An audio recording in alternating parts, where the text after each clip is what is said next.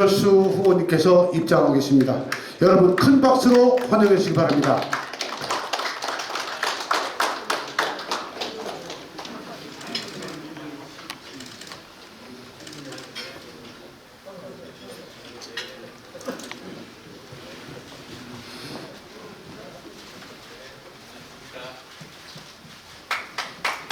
다시 한번 박수 부탁드립니다.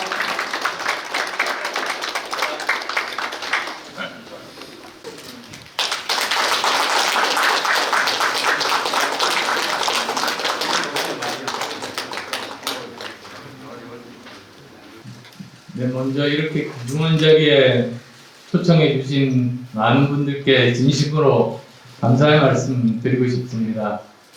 30분 정도 제 공약에 대해서 특히 제가 제일 중요하게 생각하는 우리 대한민국의 성장 공약에 대해서 설명드릴 기회를 가지게 된 것을 영광으로 생각합니다.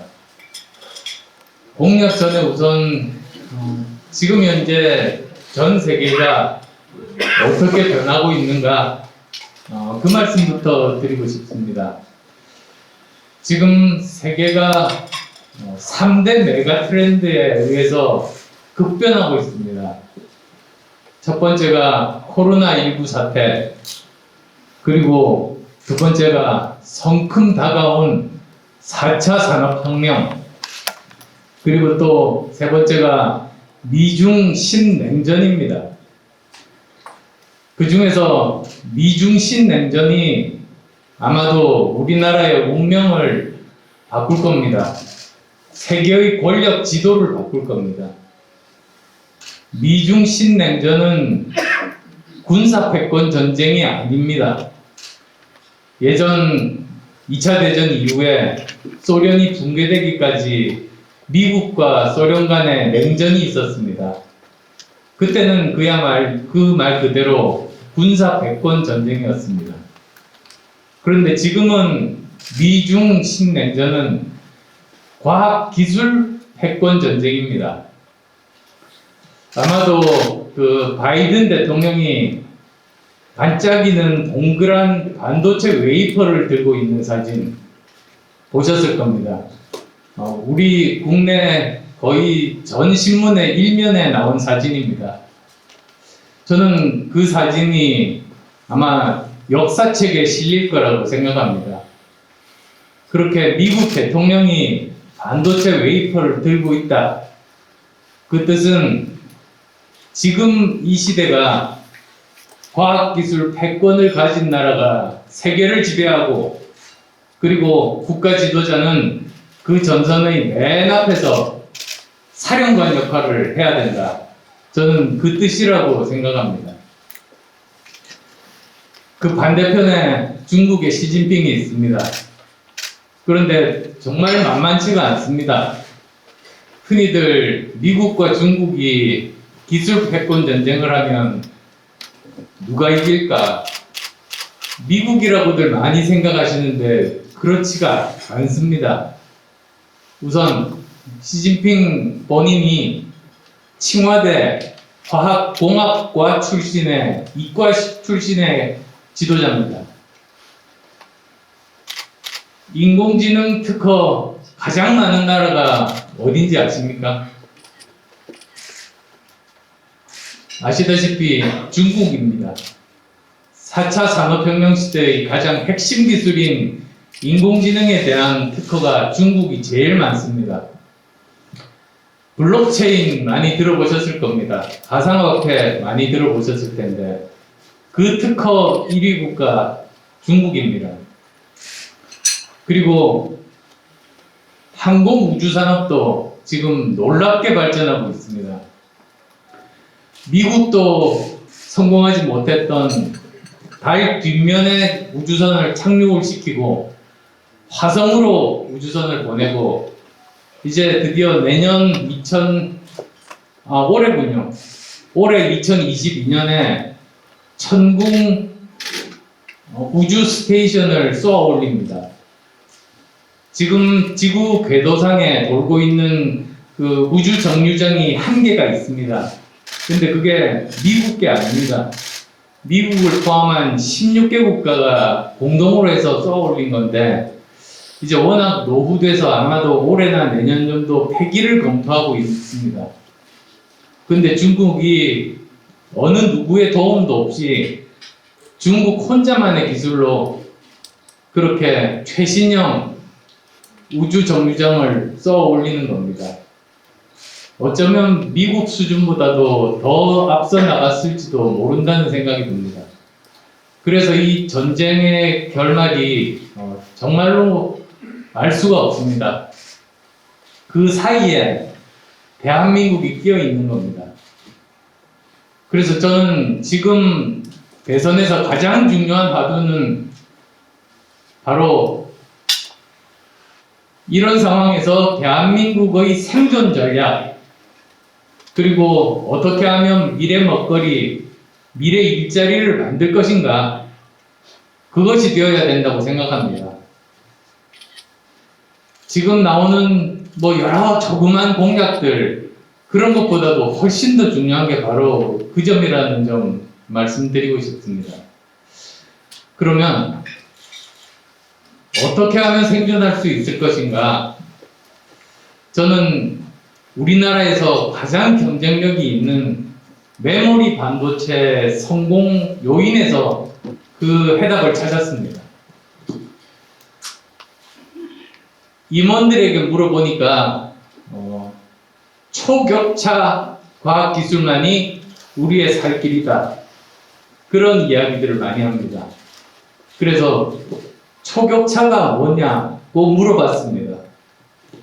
그랬더니 초격차라는 것이 1등, 2등 간의 격차가 작으면 언제든지 추월당할 수 있지만 1등과 2등의 격차가 엄청나게 벌어진 초격차를 유지하면 그것이 계속 경쟁력을 유지할 수 있는 방법이다.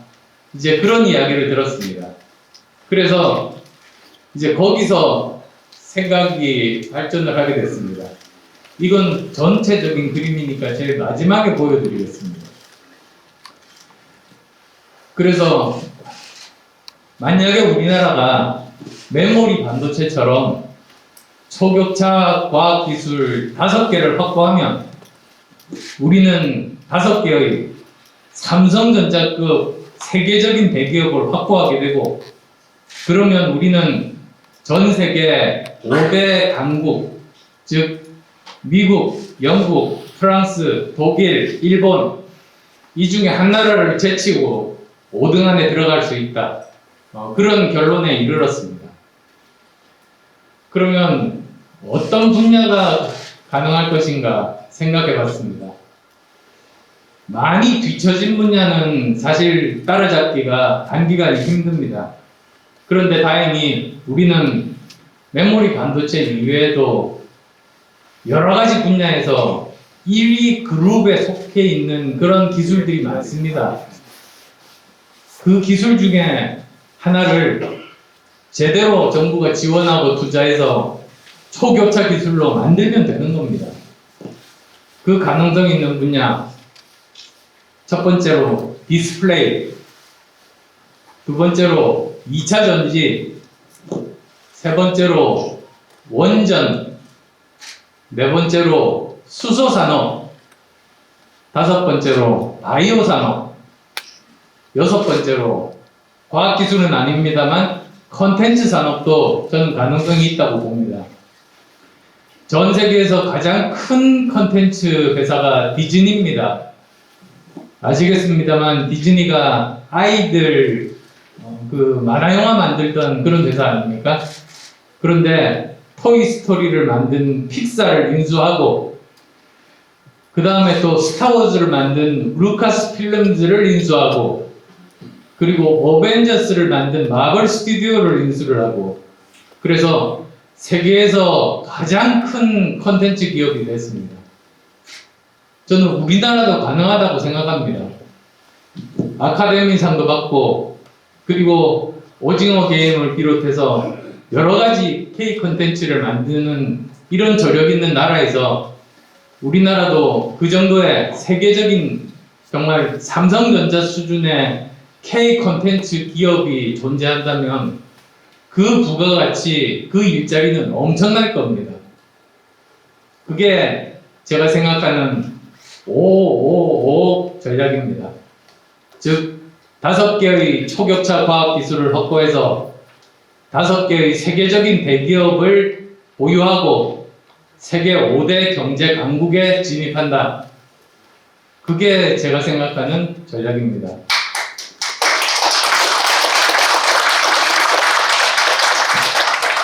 그런데 최근에 신문을 보니까 다른 후보가 555 정책을 발표를 했습니다. 이재명 후보가 어떻게 이름을 그대로 베꼈습니다. 그래서 참 허락이나 받고 하면 제가 허락 안 해줄 사람도 아닌데 그렇게 말도 안 하고 훔치나 그런 생각을 하면서 얼마나 부러웠으면 이름까지 베꼈을까 생각했습니다. 자, 그러면 근데 말은 이상은 좋지 않습니까? 근데 이걸 구체화해서 어떻게 실행할 것인가? 사실 그 정책에서는 그 방향도 중요하지만 실행 계획 자체가 액션 플랜이 모든 것을 결정합니다. 그래서 세부적으로 저는 4가지 분야에서 지금 정책들을 만들었습니다. 먼저 정부 조직 개편, 그 다음 혁신적인 과학기술 지원 체계 구축, 다음은 미래 인재 양성 및 확보, 그 다음이 바로 규제 혁신입니다. 하나씩 설명드리겠습니다. 우선 정부 조직 개편 들어가기 전에 전 청와대 조직 반으로 줄여야 된다고 봅니다. 그리고 장관에게 모든 권한과 책임을 주고 국정에 대한 결정은 국무회의에서 해야 된다. 저는 그런 믿음을 가지고 있습니다. 그게 정상적인 국가, 정상적인 조직입니다. 저는 평생 가장 많이 한 일이 조직 관리자였습니다. 안랩이라는 회사를 만들어서 1200명짜리 회사로 키웠습니다. 포스코 이사회 의장을 49살 때 했습니다. 아마 기록 깨지지 않을 겁니다. 그리고 서울대학교에서 융합과학기술대학원 대학 원장 하면서 또 그 조직 관리를 했습니다. 정치하면서 지금이 4번째 당대표입니다. 그래서 모든 전국 선거를 다 지휘를 해본 유일한 현역 정치인입니다. 그래서 이런 그 조직을 관리할 때 보면 아주 단순화하고 거칠게 말씀드리면 조직은 두 부분이 있지 않습니까? 하나는 그 비서진 참모 그룹이 있습니다. 또 하나는 각 부분을 실행을 맡은 부서장들이 있습니다. 그런데 제가 이렇게 그 인사를 하면서 했던 경험이 참모로서 정말 최고입니다. 그래서 그 사람을 부서장을 시키면 그 책임감, 압박감 때문에 너무나 불행해 하는 겁니다. 제대로 일을 못 하더라고요. 참모로서는 그렇게 유능한 사람인데. 근데 또 반대로 조직 그 부서장 역할은 너무나 잘하는 사람이고 똑똑하고 아이디어가 많아서 참모진으로 앉히면 또 그 사람이 너무나 불행해합니다. 자기는 조언만 하고 아무것도 자기 손으로 이루는 게 없으니까 안 맞는 겁니다. 그런 제 수십 년간 조직 관리 경험을 통해서 얻은 결론은 둘 다 잘하는 사람은 없다. 정말 적재적소에 써야 된다. 그래서 참모는 참모로서 CEO에게 제대로 된 조언들을 해주고 CEO는 부서장들과 함께 같이 결정을 해야지 그 결정에 참여한 부서장이 책임감을 가지고 임무를 수행하지 않습니까? 그게 사실 중소기업에서도 그렇게 합니다. 근데 우리 대한민국은 중소기업만도 못합니다. 청와대 비서진이 국가를 운영합니다. 청와대 정부라는 말까지도 생겼습니다. 이건 조직의 기본도 저는 모르는 짓이라고 생각합니다. 그래서 저는 이게 정상화돼야지 우리나라의 여러 가지 문제를 해결할 수 있다. 그래서 청와대 정책, 청와대 비서진 규모도 반으로 줄이고 그 역할도 대통령에게 제대로 된 자문을 하는 역할을 하고 대신에 그 각 분야에 대한 그 실행 책임과 권한은 모두 다 장관들이 가지게 하는 것, 그리고 함께 국무회의에서 정책 방향을 결정하는 것, 그게 올바른 조직의 관리 원칙이다. 그런 생각입니다.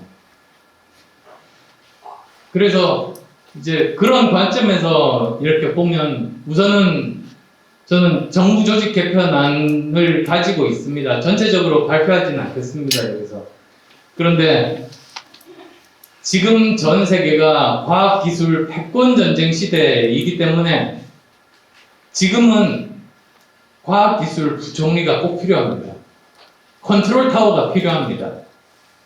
그래서 과학기술 부총리가 있어야 되고, 그리고 또 청와대에도 과학기술 담당하는 수석 비서관이 제대로 조언을 해야 됩니다.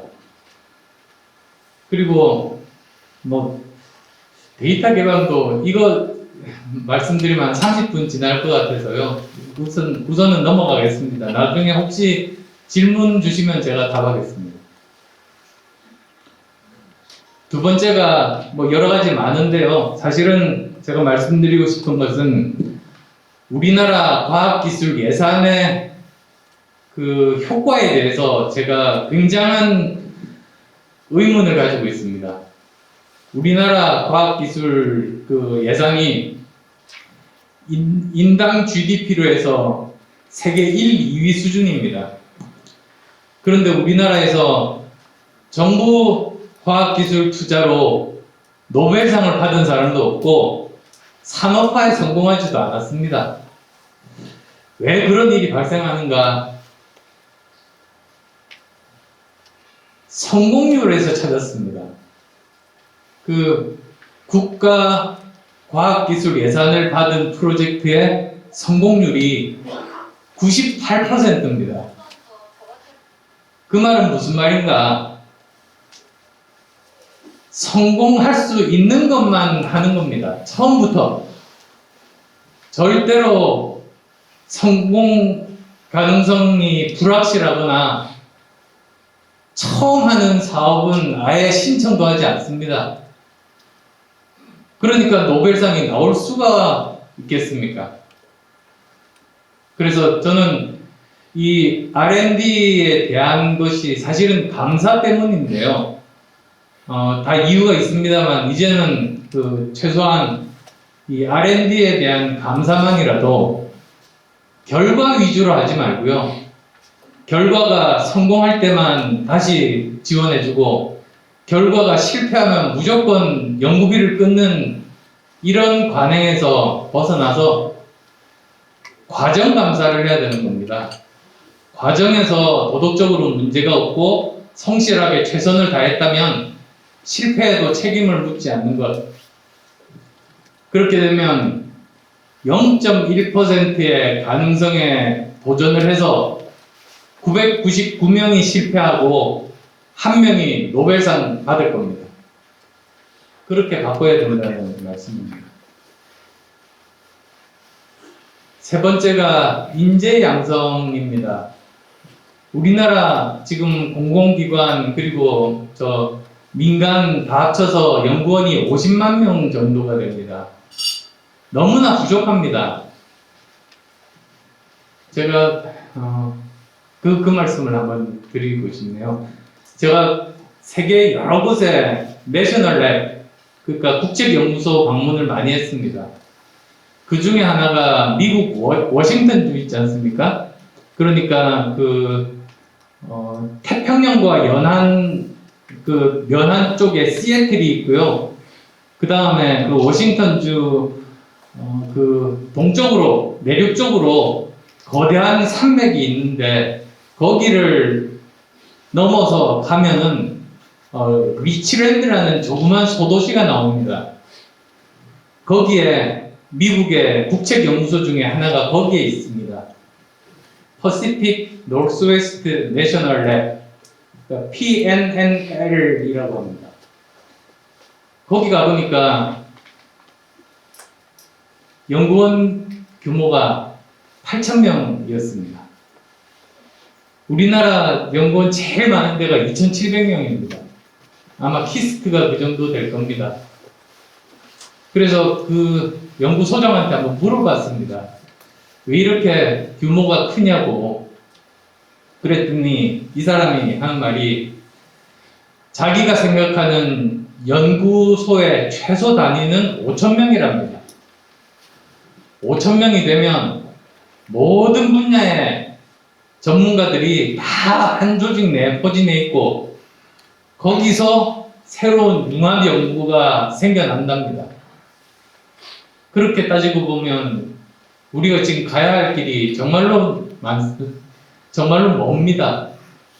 그래서 저는 50만 명 더 추가 양성해서 100만 명 정도가 돼야 그 정도 규모의 연구소들이 많이 만들어질 거라는 생각을 하고 있습니다.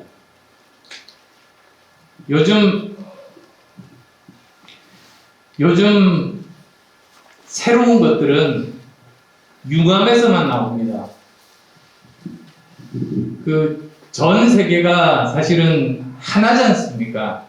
근데 문명 초기 때 사람들이 이 하나의 세상이 너무나 복잡하니까 이해를 하기 위해서 분야를 나눴습니다.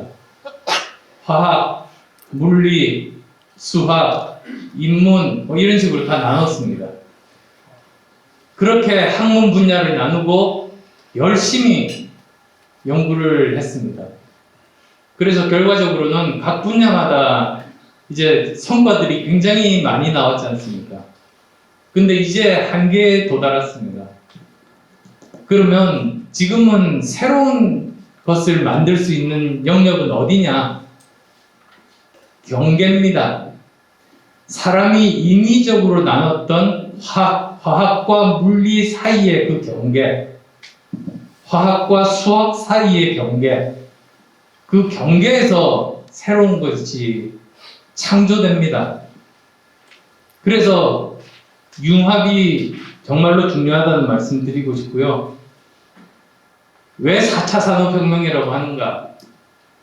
1차 산업혁명은 전기기관, 2차 산업혁명은 전기, 3차 산업혁명은 IT 기술 컴퓨터, 4차 산업혁명은 여러분들이 여러 가지 정의를 내리지만 저는 4차 산업혁명은 융합혁명이라고 생각합니다.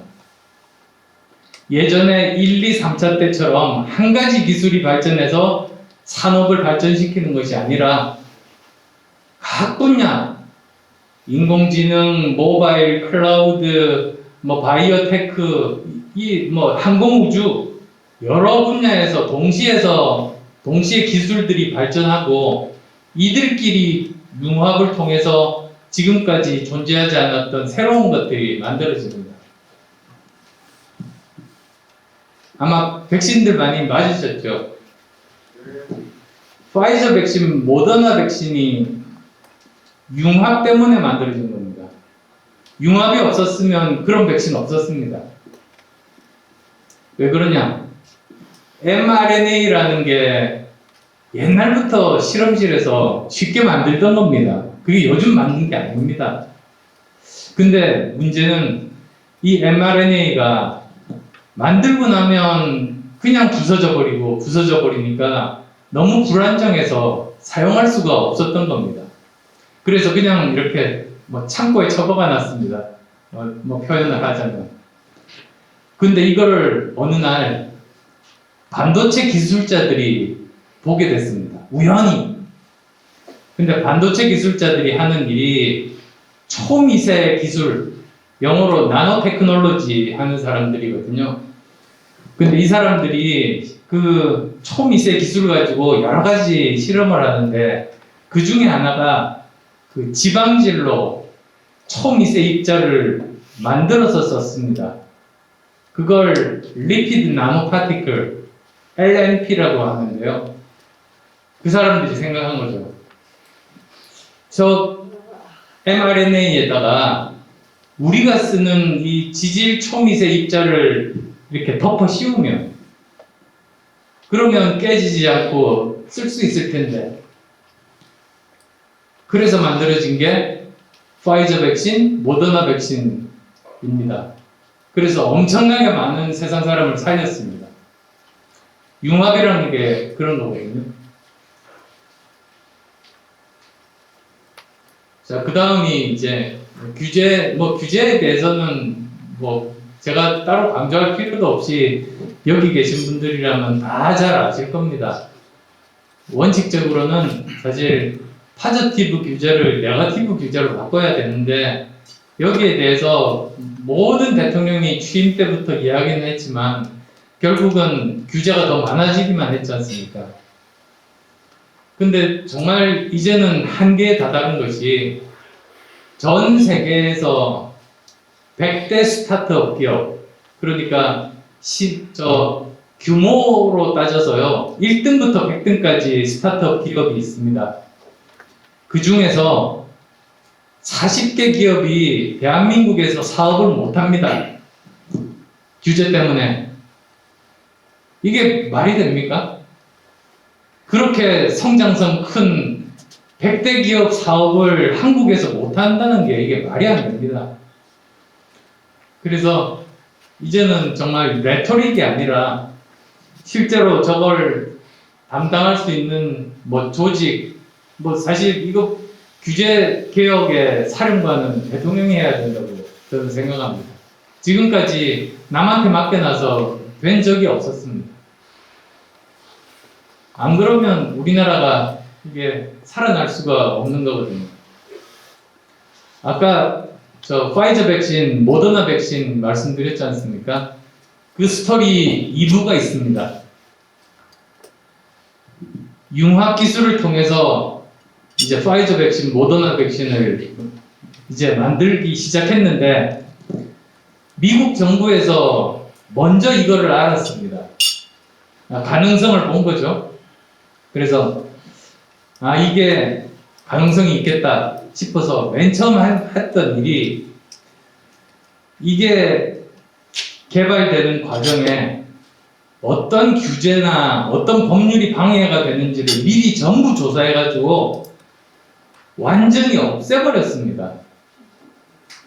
고속도로를 닦아놨습니다.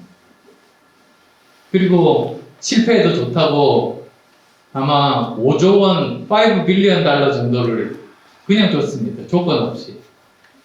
그래서 그게 파이저 백신, 모더나 백신이 이제 나온 스토리입니다. 그래서 그 스토리에 이제 대한민국이 세계가 앞으로 나갈 모든 스토리가 저는 다 담겨 있다라고 생각합니다. 즉, 첫 번째, 영역마다 이렇게 벽이 없이 자유롭게 융합 연구가 일어나는 환경. 두 번째, 실패해도 책임을 묻지 않고 재도전을 허락하는 연구 환경. 세 번째, 정치나 또는 그 정부가 기술의 흐름에 대한 이해를 바탕으로 미리 규제들을 없애거나 미리 할 수 있는 모든 일들을 하는 나라. 이 세 가지를 할 수 있는 나라는 포스트 코로나 시대 때 더 부강한 나라가 될 것이고, 이 세 가지를 못하는 나라는 낭떠러지로 추락할 수밖에 없습니다. 지금 우리나라는 후자입니다. 그래서 제가 처음에 말씀드린 것처럼 이번 대선에서 무슨 사병 월급 얼마 주고 이런 게 문제가 아니고 이 문제가 제일 중요한 화두가 되어야 됩니다. 어떻게 하면 이 세 가지가 가능한 나라를 만들 것인가? 그래야 우리나라가 생존할 수 있지 않겠습니까?